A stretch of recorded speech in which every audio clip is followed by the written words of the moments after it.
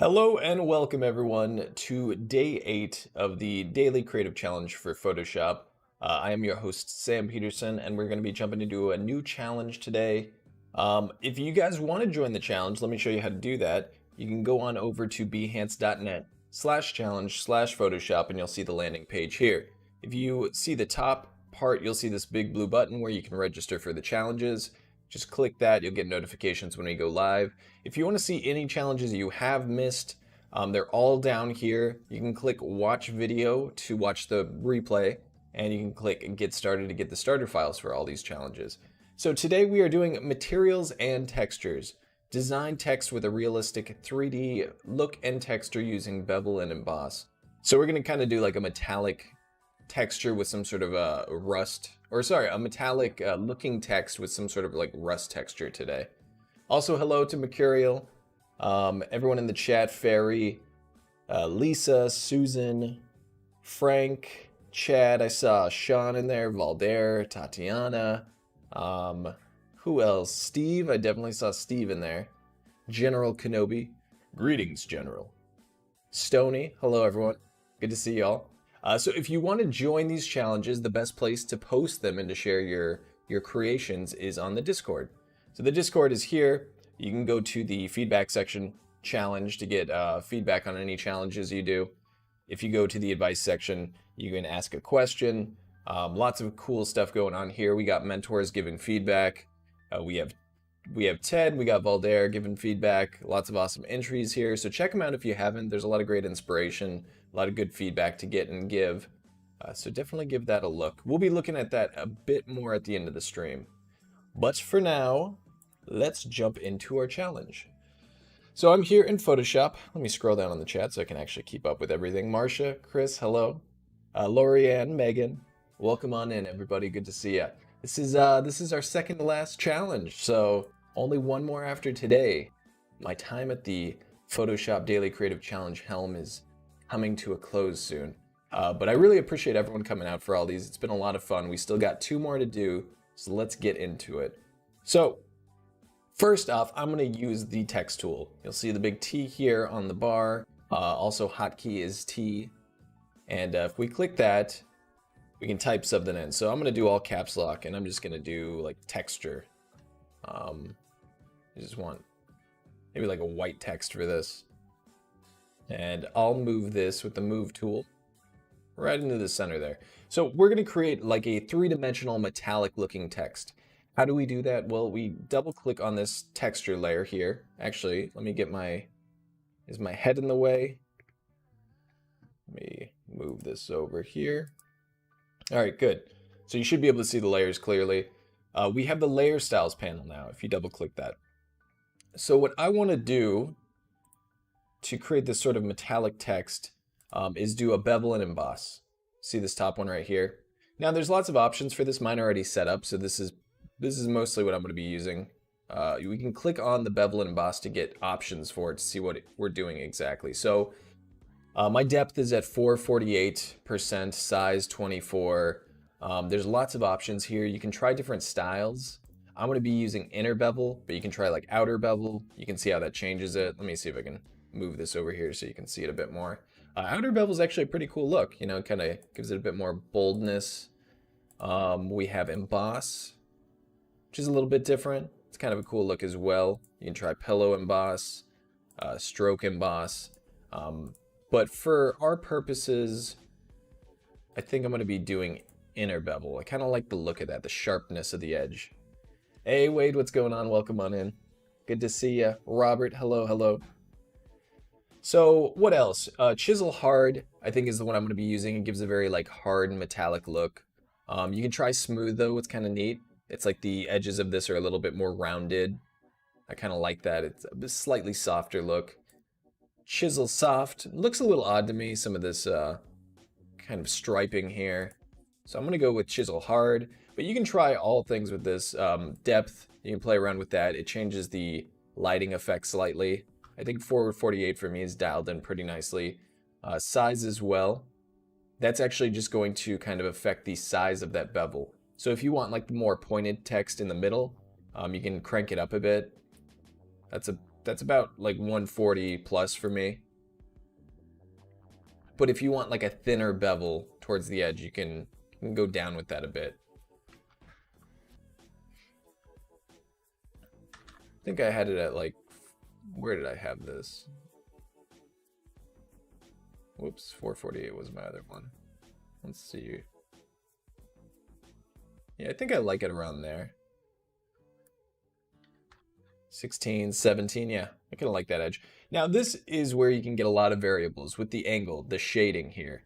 You can actually click this little circle and drag and change the light source. Now you're going to get some dramatic differences here. So you can play around with where exactly the lighting is coming from. You can make it more overhead, you can make it more like straight on in the center. I kind of liked where mine was. It was dialed in pretty well. But I do want to show you the gloss contour here, these options. This is really what's going to affect the sort of like look you get from it. Now you can play around with the gloss contour pattern and all these settings here and the lighting. You're going to get tons of variables and different effects. So there's a lot to mess with because just changing the lighting can change a lot and the gloss contour is going to affect that as well. I like this double peak right here. I think this gives us a nice sort of metallic look. So that's the one I'm going with. But feel free to play around with these, the lighting, the size is exactly what you want, dial it in just right. But I think that's pretty good for now. So I like that. We already kind of have a metallic look. There's some nice like reflections and everything. But I want to do a sort of rustic, aged metal look on this text. So let's do that now. I have a photo texture here. I believe I got this off of Unsplash. I think it may have been just like the first texture that comes up if you type in metal texture. But I'm going to do Control A, Control C. This is how I like to bring photos into my document. Just to copy it, and then Control V, and there we go. So I'm actually going to stretch this out by holding Shift to stretch it non-uniformly.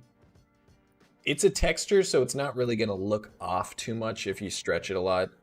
So I'm not too worried about that, since it's kind of like a organic, abstract texture. So what I'm going to do is right-click that and do Create Clipping Mask, so it clips it to my text layer below. From here, I'm going to right-click my layer, that texture layer I just put on, and do Convert to Smart Object. I'm going to make some changes, and I just want to do it non-destructively. So from here, I don't really like the rust color. I like the metal texture, but I'm going to create my own sort of rust effect. So I'm going to do Control U, which is the hue and saturation adjustment, or you can just go up to image adjustments and do it manually, hue and saturation. But it's good to use hotkeys for any effect you use frequently. Hey, Annika, welcome on in. Good to see you. So I'm going to crank the saturation down just so it's more of a normal metal texture and not rusty. I may keep a little bit of that. That kind of looks cool. That's what it looks like fully desaturated, but maybe we'll keep a little bit of that red. I like that. That looks good. And I can always just adjust that because we have a smart filter with the smart object. So from here, I think this is where we'll create our own manual rust effect using layer styles and brushes. So I'll do Control Shift N, just the hotkey for a new layer. And I like to name all my layers to keep organized, so I'll do just texture paint. This is where we're painting in the texture. All right, so let me switch to a brush that I like. This is a good place to play around with brushes, different texture brushes. I'll show you some of the ones I'm using. But this sampled brush 1.3 in my brush pack is one that I use all the time. So I may pick a nice rust color like this. Something that's kind of reddish. I'll just click around here. So what I want to do is double click that layer, and we're going to go to Inner Shadow and click that on.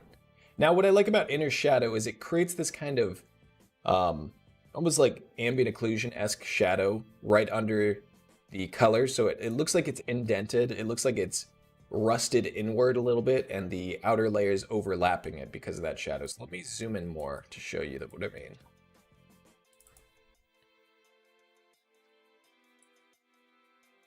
So we'll click on Inner Shadow. You can see the settings here. You can do the angle. So if you want the lighting coming from a specific angle, you can tweak it here.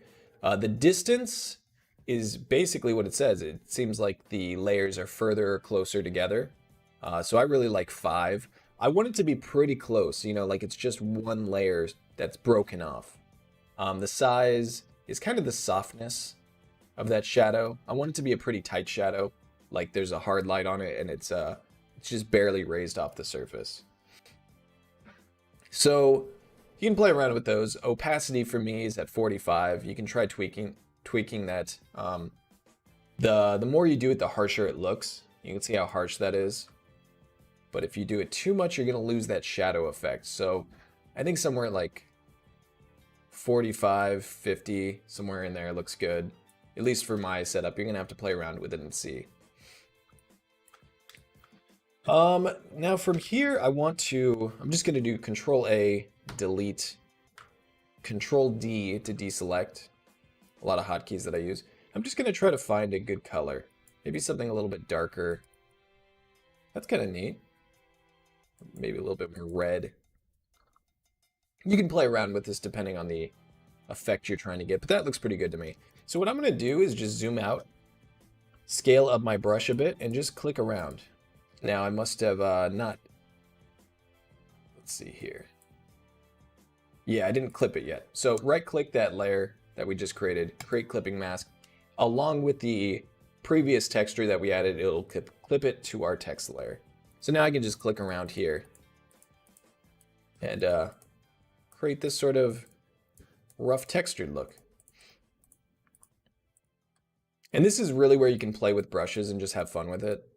So this is like a really harsh effect. It's very hard-edged and it's very aggressive, I guess, if I can use that word.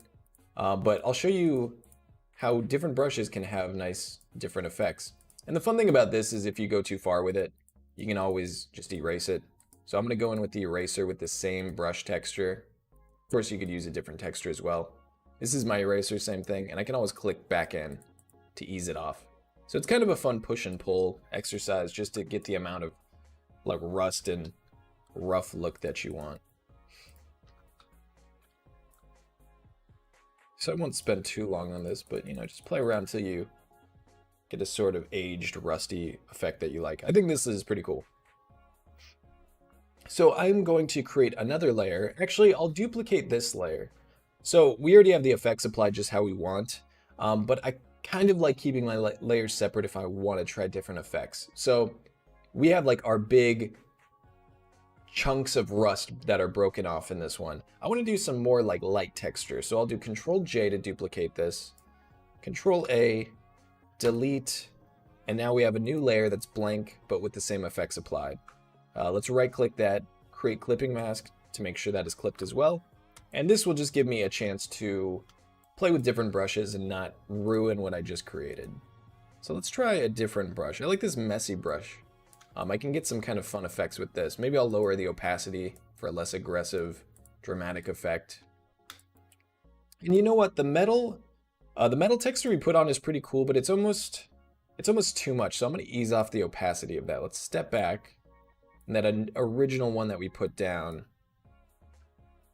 Oh, whoops! I'm doing that on my wrong layer. Let's name this texture photo, and the texture photo is the one that I want to ease off the opacity on. There we go. So there's a bit more of a contrast between the text. I think that looks cool.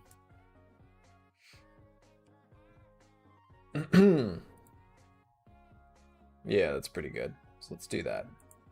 So I'll go back to my newest layer, and I can lower the opacity and just kind of add areas where it looks like it's not rusted through, like it's not broken through, but it's a little bit more, you know, there's like a slight rust effect.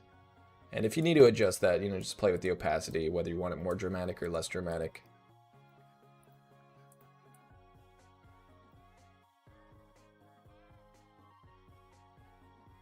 I also made this little sphere if you want to test out layer styles.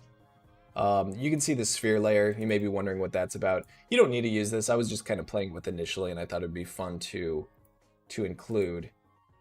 But sometimes when I'm trying out things, I like to do it in a situation like this, so I can really test the texture. So we just clip it to the sphere. You know, if I want to see how like dramatic or soft or just what effect. You can see how those have very different effects. This is much more like a gradually rusted through look. This one is a lot more like a piece broke off. So it's good to try out different textures. I was just having fun with it. I included it in case you wanted to try it as well. But you can get some cool effects with that. So that's just a little test layer for me, if you were wondering what that was, because I do believe that is in the starter file. Senden, welcome in. Good to see you. Hello, everyone. RB, hey, how's it going? So here's our second layer, and that splatter brush I was just using, that actually looks pretty cool. So let's add a little bit of splatter. I don't want to do too much, but there's like little bits of rust. I think that's kind of a neat effect.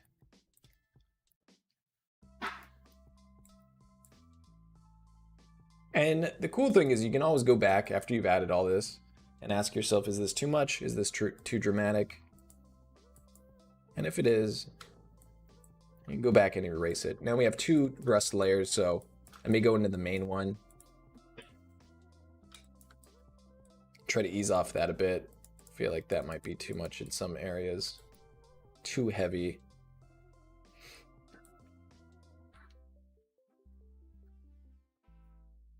Just click wherever I want with the eraser.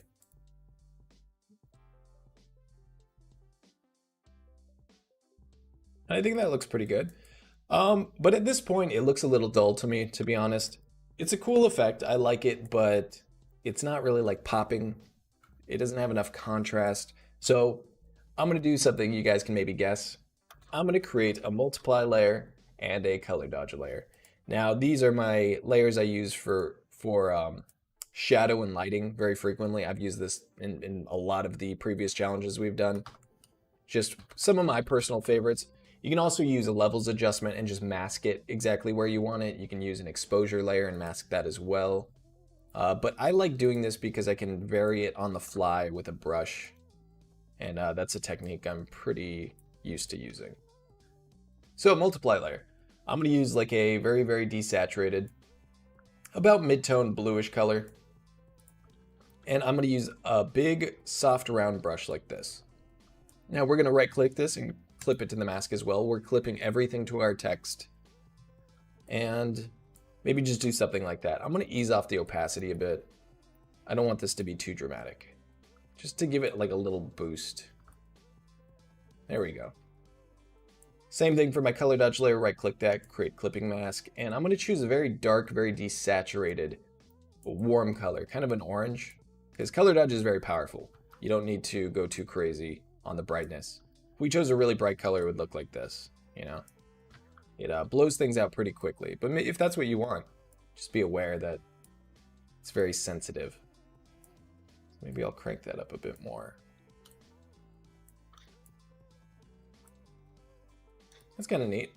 Crank that up even more and maybe just get the very top. Like the light is hitting from the... Like there's a hard light hitting from the top of it. We already got that effect with our original options for the Bevel and Emboss. So you can kind of enhance that. Keep in mind where it looks like the lighting is coming from. That's kind of neat. See how that boosts up the lighting. With the multiply layer off and the color dodge layer off, it looks like that. And with them applied, it looks like that. So I think that's a bit more of a dramatic effect. A bit more lighting in it that I think looks good. Let's see here. All right, lastly, I think this is looking pretty solid. And of course, if anyone has any questions in the chat, let me know. Lens flare, yeah, we're missing a lens flare. I knew there would be another multiply layer in there somewhere, yeah, you know it. And we're not done yet. We still got more to come.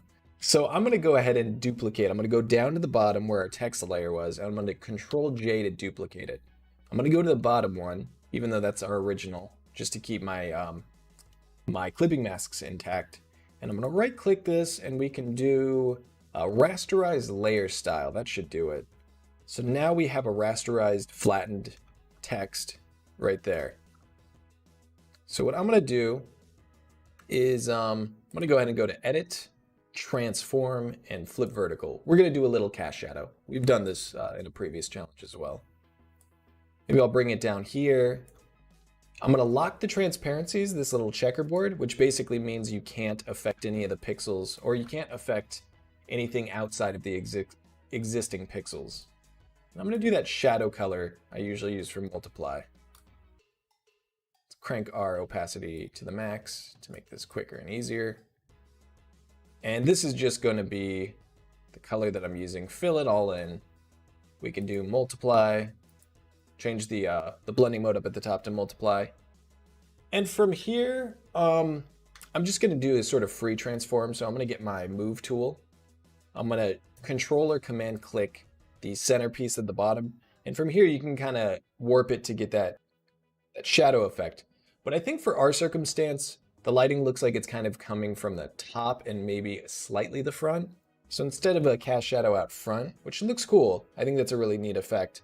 But I think I may try it in the back, and maybe we'll just do very low, very subdued. You can adjust it depending on the perspective that you're trying to achieve. So maybe something like that. Click that. Oh yeah, and I can make this, it's probably a good idea to make this a smart object. But then I'm going to go up to filter, blur, Gaussian blur, and play around with this. I want an intact shadow, but I do want it to be softened quite a bit. So maybe something around 7, 8. That looks decent to me. I can always adjust it if I want to lower it down a little bit. And lastly, what I could do is I could create a mask on this. So right at the bottom layer panel, the little triangle with the circle in it, you can click Add Layer Mask. And if we paint with black, that will conceal. Black conceals, white reveals. It's a handy rhyme that I think I remember Jesus saying, and I've always remembered it since. So I'm going to take my soft round brush, and you can hold Shift. If you just want to do a horizontal drag without going up or down, just hold on Shift, and it'll make it so you can only go up, or you can only go vertical, or you can only go horizontal when you hold on that. So I'm gonna try this. Maybe a bigger brush, just to soften the edge there. That looks kind of cool. We can also play around with the opacity, but I kind of like where it's at. It could also darken it, Control L for levels. Just the levels adjustment. I'll always tweak that if I want as well, but I think we're good. So that is it. That is our text effect. I think I kind of got everything I wanted out of this. I like the lighting that we added, the additional lighting. I think that really helps sell that effect because it looks like it's just very neutral light, very unexciting. But I think that boost in lighting right there really makes it pop out. And we get some nice depth with the layer styles in this texture effect. So just play with that, have fun with it. You don't need to do like a rusty text effect, but between the layer styles for the sort of metallic look and the texture layer styles with the inner shadow, you can get some really cool depth and look with this. So let's take a look at the Discord because we've been having some awesome submissions. I've been seeing some really cool ones for all these challenges. Mercurial just coming in with the RoboCat. I like it. I like the little heart shape here. Ooh, the eye is cool. This is looking good. It could be really cool to see a little bit of like that ambient occlusion shadow we talked about right around the edge, or at least of the upper part of this body one. I think that would really sell that depth even more. I like how we can always count on Mercurial for the good cat challenges. And then Dorina, this one was really great. I love the watch glow on this. Great job. We got the overhead from the lighting back here. That's sort of like rim lighting around the head. The lighting and contrast is looking really solid. I think I actually saw Valdair giving some crits on this. This was a really good crit by Valdair, really fitting that contrast with the person and with the background. That's a huge key for these composites, is making the contrast of one image fit the other. So the darks and the lights are kind of in that same range. And then looks like Dorina adjusted that and looks very, very solid. I saw this one by Snow. This was great. I love the coloring on this, like that blue, the blue shadows and everything. You nailed that. And then the rim lighting. I love that sort of warm, subtle glow. I'm not sure if that was with like the screen layer or just the hue and saturation, but I think it fits the scene really well. It's not like too overpowering, and it really gives like a realistic glow from behind.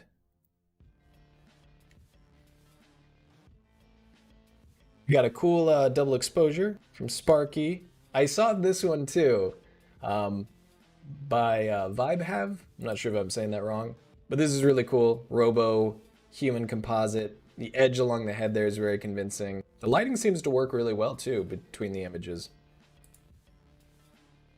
Got some robo effects, a sky replacement, really cool stuff. Oh, it looks like Janet did 2 robo effects. I love the glowing eye. That's always a fun one. These are really cool. I love the blue tint you got on these. It's a really nice contrast to the skin. I like that almost sort of like glowing effect too. It almost looks like there's lights within the robo head, like these subtle, like, you know, indicator lights or something that are creating a little bit of illumination. So awesome job, everyone. These are looking great. Keep them coming. Heads up that this is going to be 2 weeks of replays after we conclude the daily creative challenges. So there won't be another one for 2 weeks, but we'll be replaying these, which will give you extra time to work on them if you so choose. I will definitely be checking them out and looking at them. So keep posting, keep working. These are looking great. Keep it up. And thanks so much for coming out today, everyone. Tomorrow is our last challenge. I will see you then. It should be an exciting one. I think it's one that most people probably haven't seen before, so I'm looking forward to it. But thank you so much, everyone. I will see you next time.